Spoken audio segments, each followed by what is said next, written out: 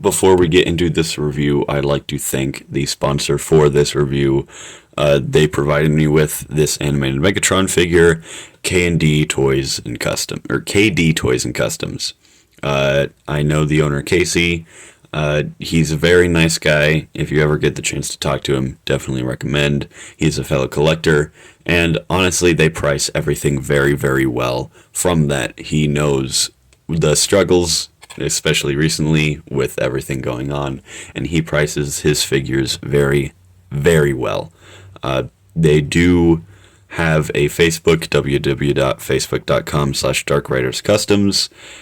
They do live Facebook auctions in Toy Hoarders Anonymous, and honestly, it's really cool. They have D&D Club every Friday and Saturday, or every Friday and Sunday. I can't remember correctly, but it's very interesting. I definitely, if you're in the Colorado Springs area or just in Colorado in general, I would definitely check it out. They have a wide selection of almost everything: Transformers, G.I. Joe, Marvel Legends, DC, Funko Pops, plushies, Barbies, really anything. Any niche you have, they really do fill it. TMNT, everything. It's amazing what everything they carry there. As for the address, it is 2218 East Pikes Peak Avenue, Colorado Springs, Colorado, 80909. Of course, it being a shop run by the owner, it is a buy, sell, trade, and cash offers. I do that quite a bit there. It's open Wednesday to Sunday, and the phone number, if you ever want to call them up, is 719-778-1767. Thank you guys, and thank you KD Toys and Customs for providing me with this figure. Hope you guys enjoy this review. Hello everybody, and welcome back to another Deep Oger review. Today we're going to be taking a look at the old, very old, over 10 years old by this point, Transformers animated Megatron. Now, as you heard at the beginning of this video is sponsored by KD Toys and Customs. I will put a link to their Instagram in the description, and this figure was brought to you by them. I love this guy. I really dig this. It's one of the best figures I have in my collection right now, and I gotta say, it's blew me away for how good this guy is, for the quality and age that it was made at. Of course, this is used, so it has a couple of problems, paint issues mostly, but other than that, I think this guy is literally pretty much perfect. But without further ado, I'll take a look at his accessories. So for Megatron's accessories, you get two of these two-bladed swords that transform into the helicopter blades. I'll show more of the transformation in the actual transformation segment when we transform Megatron into the helicopter, but they do look good. Here you can see a little bit of silver scratching. I don't really mind that. It is an older figure and used. Who really cares? But I really dig the designs on this. And yes, this one does have the handle. I just didn't flip it out before recording. I really dig these swords. They do look very nice, very show accurate. And then you have his fusion cannon, which does have this, which is a complaint for me personally, but it does come complete. You have the missile and everything.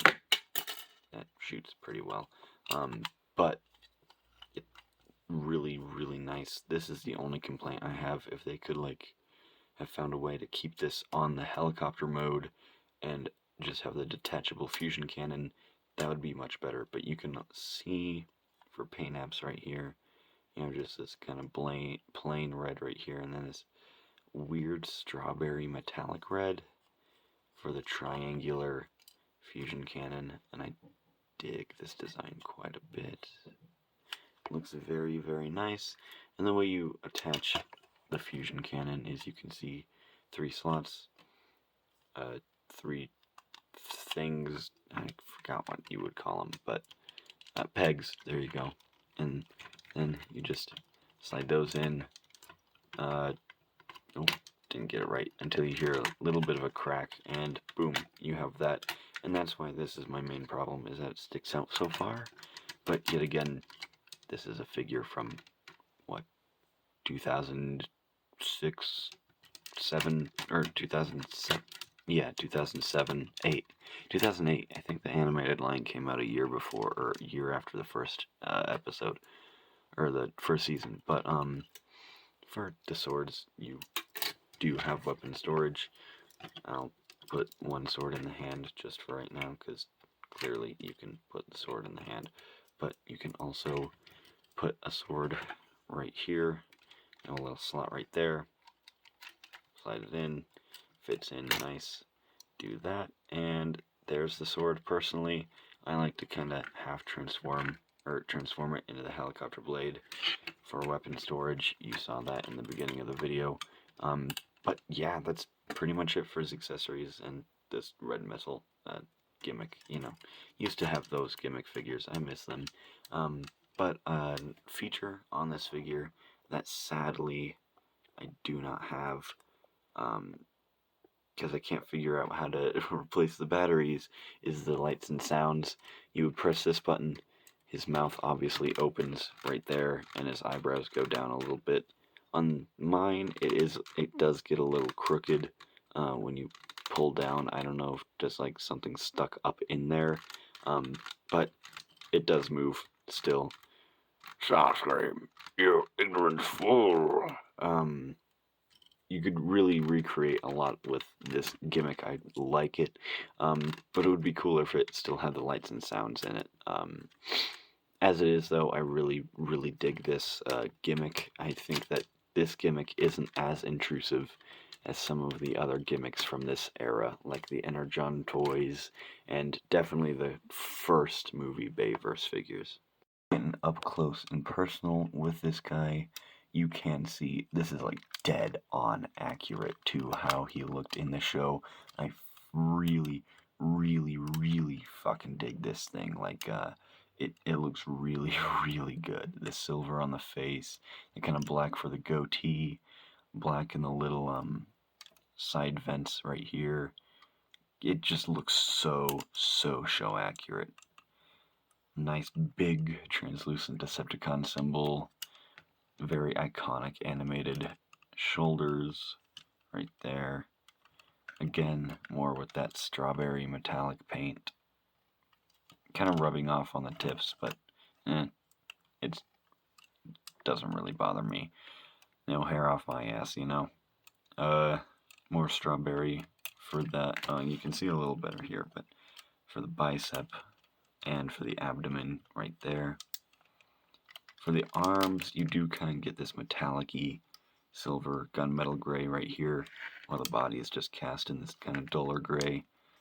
Hands, obviously big, nice, chunky, animated Megatron hands. Come down and you have those classic Transformers animated skinny thighs, and then coming down to the big, chunky legs, shins, you know. Very nice. I think, yeah, more of that strawberry right there, and right there. So, yeah, the whole guy just looks very, very good on the back.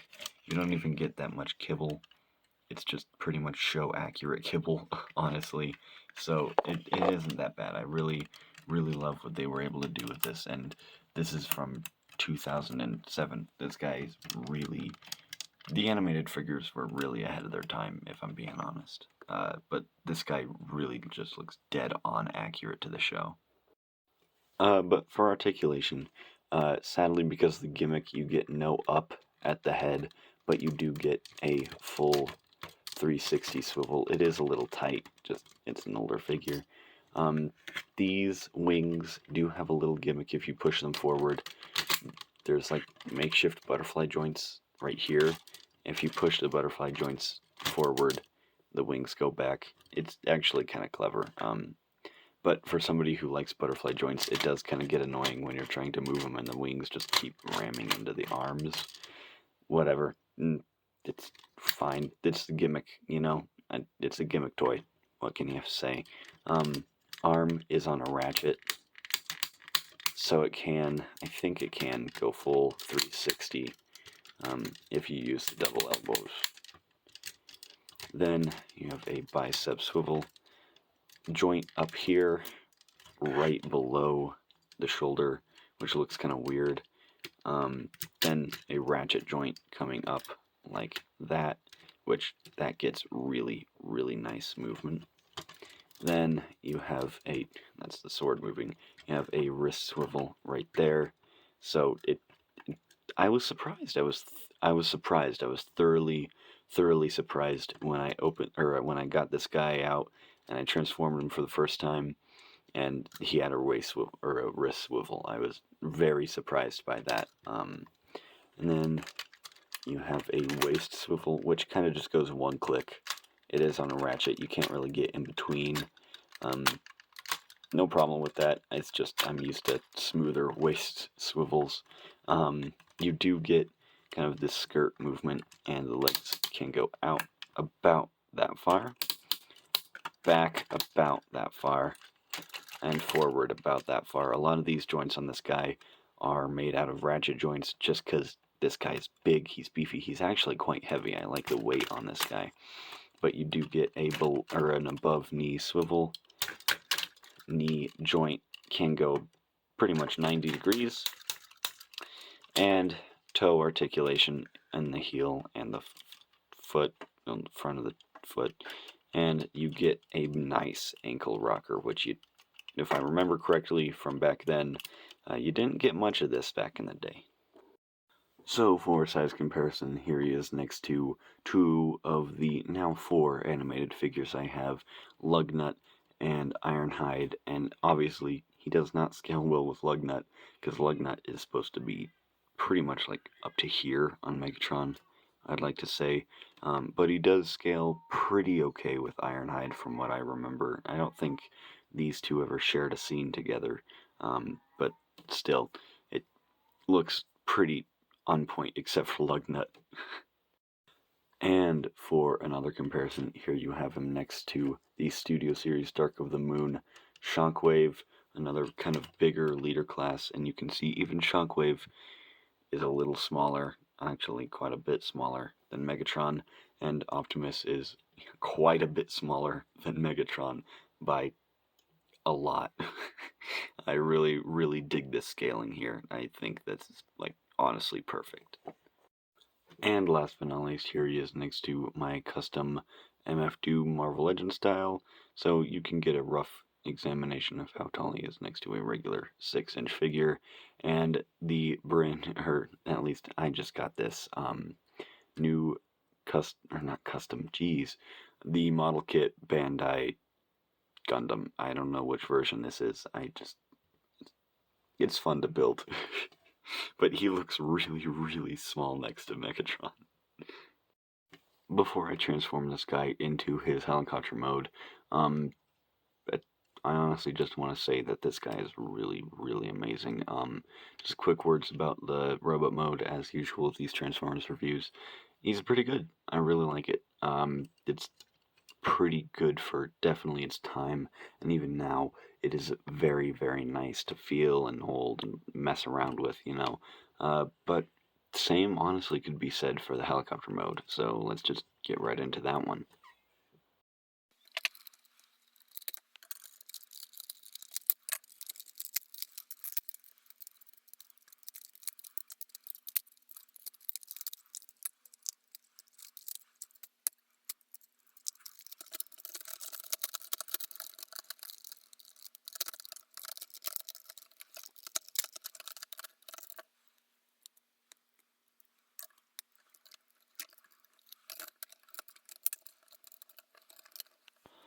Now, when I say that this helicopter is big, it is big. It is huge. It's big. It's really, really big. Here it is with MF Doom from top to bottom. Yeah, it's taller than its robot mode, as to be expected, but still, it's very impressively huge. But you do have more helicopter detail in this. You have those thrusters on the back. You get a better look at the wings right there. And you get a better look at that full cockpit right here. Sadly, this does not slide open or anything. I wish it did. That'd be really cool if it did. But you can see some translucent red for the cockpit right there. Obviously, this still shoots out, so I don't know where that went. I'm gonna have to find it though. But you do have landing gears on the shoulder, on the not phaser cannon, the fusion cannon. There we go. But the rollers do not roll. The wheels just make this horrible scratching noise, and that's pretty much all they do. They are not very good landing gears at all. You might have also seen that transformation was filmed in reverse. It was. Yeah, I don't know why I did that. It's something new, I guess. Who knows? You do have a little bit of red paint smudge right here. That could either be from the factory, where they got this strawberry paint right here, or it could be through, obviously, like 12, 13 years of play and use. But this guy is very, very impressive, very good. Love, love, love this thing so much. Something I did forget to mention in robot mode is that the turret can swivel side to side. That its main position is right here, so it kind of locks right there. You just move it a little bit and it spins around pretty well. I do really like this. I don't know how many times I need to say it, but I do. The propellers do kind of get stuck. I don't know on what or why. I haven't figured that part out yet, but I don't want to force it just in case I break it.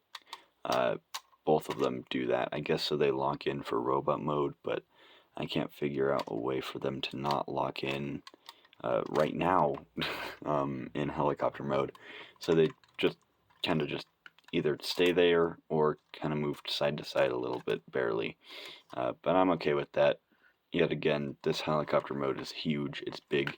Like I said before, the figure is pretty hefty, so I can excuse a little bit of flaws with the secondary mode. In reality, it is a secondary mode. But it's just such a beautiful, beautiful, big piece of plastic that I just really adore quite a bit. I love this thing quite a bit. But that's pretty much enough for the helicopter mode. There's not much to say. It's very show accurate. But besides that, nothing much more. So let's get into my final thoughts.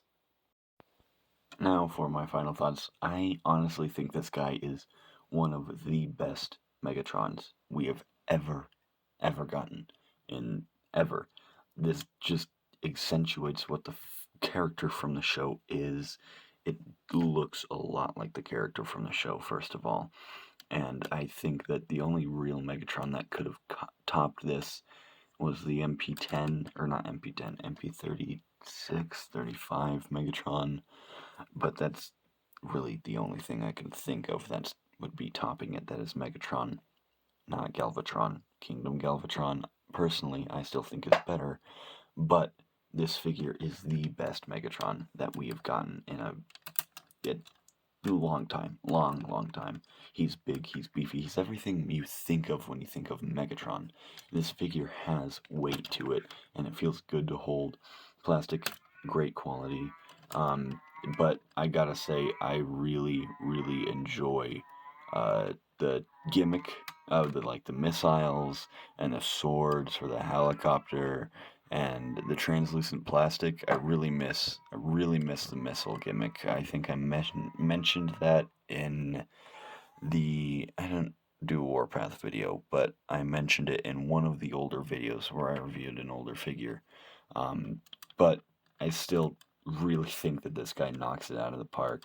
The only complaints I do have is because of the gimmick, the lights and sound gimmick, he can't look up, and that does sacrifice a lot of poses or posability and articulation points. But overall, I think I love this guy. Seriously, if you guys haven't, or if you guys get any chance to pick this guy up, I totally totally would, and I totally understand if it's way too expensive for you.